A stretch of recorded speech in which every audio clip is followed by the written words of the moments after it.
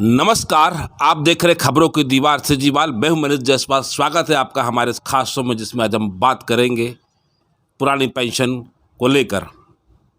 छत्तीसगढ़ में पुरानी पेंशन योजना के तहत सहमति पत्र भरने को लेकर हो रही जल्दीबाजी ने असंतोष को बढ़ा दिया है। छत्तीसगढ़ में यह चुनावी साल चल रहा है, हो सकता है इसलिए सरकारी योजनाओं के क्रियान्वयन में तेजी आ गई है। पुराने पेंशन के मामले में यही होता दिखाई दे रहा है। यह योजना देश भर में चर्चा का विषय बनी हुई है, क्योंकि अन्य राज्यों की अपेक्षा यहाँ पर प्रक्रिया बड़ी तेजी से पूरी की जा रही है। राज्य सरकार ने सहमति पत्र भरने की तैयारियां तो शुरू कर दी। सभी सरकारी विभागों को पत्र जारी कर दिया है। प्रदेश के कर्मचारी अधिकारियों के लिए इस बुढ़ापे के अच्छे दिनों की घोषणा हो चुकी है। उसकी ज़मीन विधिवत तैयार होने वाली, उसकी नींव रखी जा रही है और नियमित कर्मचारियों के लिए सरकार की यह पहल सकारात्मक भी नज़र आ रही है। लेकिन बात वही 2004 के बाद संविलियन हुए अधिकारी कर्मचारियों के अलावा 1995 से सेवा दे रहे शिक्षा कर्मियों के लिए स्थिति असमंजस की बनी हुई है। सीजीवाल को छत्तीसगढ़ पेंशन योजना के विषय में जानकारी देते हुए छत्तीसगढ़ सहायक शिक्षक फेडरेशन से जुड़े शिक्षक नेता कौशल अवस्थी कहते हैं कि छत्तीसगढ़ में पुरानी पेंशन योजना से राज्य के कर्मचारियों का भला होगा ही, लेकिन इसके नियम शर्तें बला से हैं लग रहे हैं। जैसे 2013 में प्रदर्शित वेतनमान के समय सहायक शिक्षकों के वेतन निर्धारण में चूक हुई थी, ठीक वैसे ही कुछ अभी पेंशन के दौरान होने के हालात बन गए हैं। कौशल बताते हैं कि वह दिन अच्छे से याद है जिस दिन पुरानी पेंशन मिलने से छत्तीसगढ़ के कर्मचारी जीवन का सबसे बड़ा त्यौहार मनाए थे। हर कर्मचारी का दिल का कोना कोना खुश था। सबने मिठाई बांटकर खुशियां मनाई और इस योजना का स्वागत किया था। प्रदेश के मुख्यमंत्री भूपेश बघेल का राज्य के सभी कर्मचारियों ने दिल खोलकर अभिनंदन किया। उन्हें पेंशन पुरुष की उपाधि दी गई थी, क्योंकि उन्होंने फिर से राज्य में ओपीएस लागू किया। इस योजना ने सरकारी कर्मचारियों के भविष्य को सुरक्षित रख दिया। लेकिन ओपीएस की अब बदली हुई तस्वीर कुछ ज़्यादा ही धुंधली सी नज़र आ रही है। शिक्षक नेता कौशल अवस्थी का कहना है कि छत्तीसगढ़ राज्य में ओल्ड पेंशन स्कीम अब हर कर्मचारी के लिए चिंता का विषय बन गई है। पेंशन की गणना कब से होगी, किसे कितना पेंशन मिलेगा, पेंशन का आधार रिटायरमेंट के बाद किस गुणांक पर किया जाएगा, अभी तक वास्तविक जानकारी किसी भी अधिकारी कर्मचारी को नहीं मिल पाई है। विकल्प भरने से पूर्व इस और सरकार की ओर से कर्मचारियों को भरोसे में नहीं लिया गया। कोई भी कर्मचारी नहीं जानता कि पेंशन, चाहे वो पेंशन का जानकार क्यों ना हो, और दावे के साथ वह यह नहीं कह सकता कि उसे भविष्य में कितने रुपए की पेंशन मिलेगी। पेंशन का एक चार्ट सोशल मीडिया में किसी कर्मचारी ने शेयर किया। उसमें एक बात स्पष्ट नज़र आ रही है कि आधे से अधिक शिक्षकों को पेंशन 10 से 20% में सिमट जाएंगे। ऊपर से एनपीएस की राशि जमा करनी पड़ेगी, वो अलग। शिक्षक नेता रंजीत बनर्जी अपने अनुभव के आधार पर बताते हैं कि पेंशन योजना केंद्र और राज्य के बीच खींचतान में फंसी हुई है।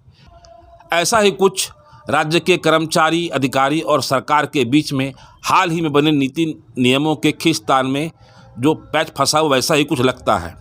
रंजीत कहते हैं कि देश के संघीय ढांचे में राज्य के निर्णय को केंद्र सरकार ने सहानुभूति दिखानी चाहिए थी, जो वह जो राज्यों ने नहीं केंद्र ने नहीं दिखाई। ठीक ऐसा ही पेंशन को लेकर सरकार ने घोषणा तो कर दी, नीति नियम बना दिए, लेकिन कर्मचारियों को भरोसे में नहीं लिया गया। ठीक ऐसा ही कालखंड इस दौर में चल रहा है। चारों समस्याएं चारों कोने में उलझी हुई है।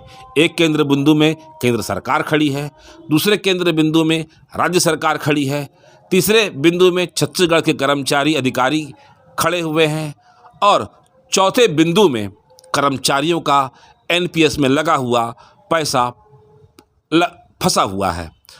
सब सीधे सरल होते हुए भी नहीं मिल पा रहे, कहीं एकता नहीं दिखाई दे रही।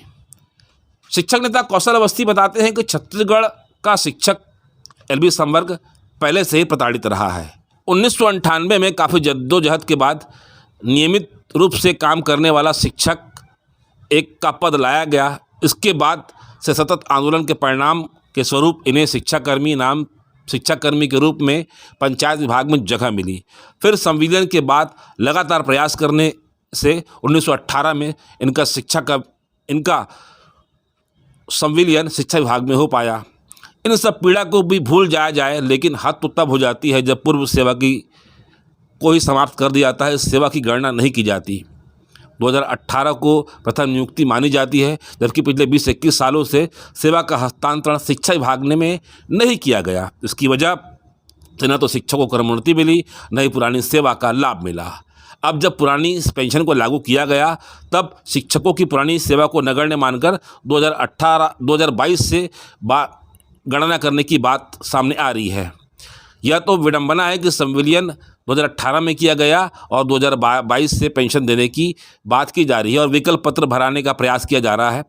कौशल कहते हैं कि संविदा कर्मी, शिक्षक, पंचायत फिर एलबी के सफ़र में शिक्षकों के साथ लगातार शोषण ही हुआ है।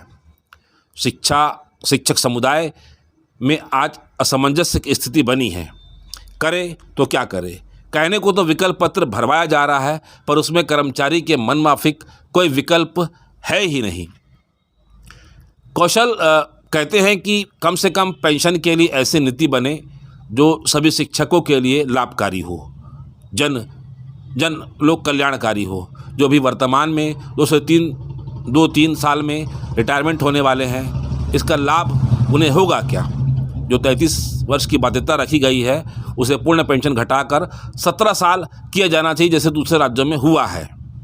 प्रदेश के सभी शिक्षक एलबी विशेष शिक्षक मानते हुए पुरानी पेंशन में संशोधन कर लाभ पहुंचाया जाना चाहिए।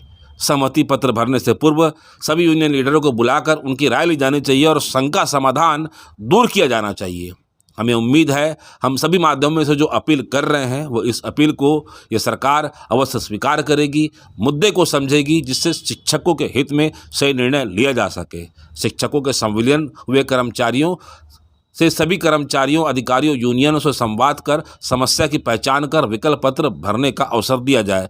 वरना सहायक शिक्षकों के साथ जब वेतन निर्धारण के दौरान जो वेतन विसंगति हुई थी, वही विसंगति आज हमारे साथ पुरानी पेंशन योजना में होने जा रही है, जिस पर अगर ध्यान नहीं दिया गया तो भविष्य और इतिहास इस बात को याद रखेगा कि सरकारों ने ध्यान नहीं दिया, कर्मचारी अपनी मांग रखते रहे और चिल्लाते रहे कि देखो विसंगतियां हो रही है। आज बस इतना ही। हमारी खबर अगर आपको अच्छी लगे तो लाइक, सब्सक्राइब, शेयर जरूर करें। सिजीवाल से मनोज जायसवाल की रिपोर्ट। धन्यवाद।